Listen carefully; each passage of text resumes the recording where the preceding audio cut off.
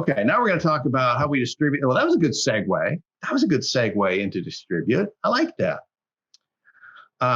Defining markets, channels, and products. Okay, what is a market? Well, it's a person, group of people, group of organizations that has the potential to be ready, willing, and able to buy.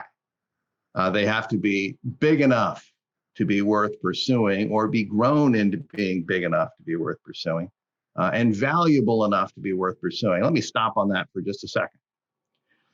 When we go after a market, as opposed to an individual, let's say I wanted to sell a slice of pizza to Andy there.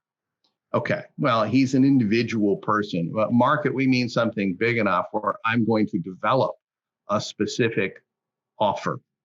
I'm going to say, look, there's people that would really like rutabaga crust pizza out there, and I'm going to go after that market. That's not a single person thing.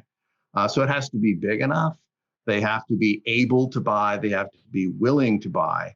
And so we want to think about that when we're going through the channels of where do we reach them? How do they reach them? Who are they? How are we going to sell and deliver to that group? So do we need to deliver locally? Is it big enough? And so forth.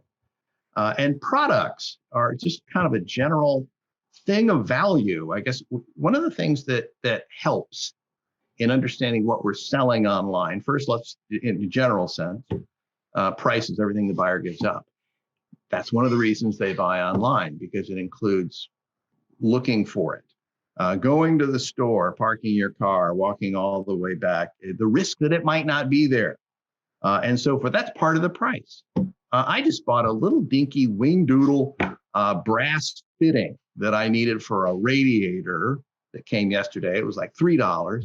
Couldn't find it at the hardware store, and it made no sense to go around looking at hardware stores. So I just bought it online and had it delivered because the price was too high to go find it in any other way. But a product can be a service. It can be a tangible good. It can be an idea like don't litter or buy this product and help some charity. And it can be a combination of all three. So we have a lot of flexibility in thinking about what our products are, and that's very important in selling online. And when we think about the channels, we can manufacture products, sell it to wholesalers, or go to retailers. We can sell direct online. We can deal with all kinds of different intermediaries. The third-party fulfillment that Stephanie's using is an intermediary. The credit card company is an intermediary. UPS is an intermediary. There are a lot of specialists out there that we can employ, one or many. One can handle many for us as we're deciding how we're going to get this done.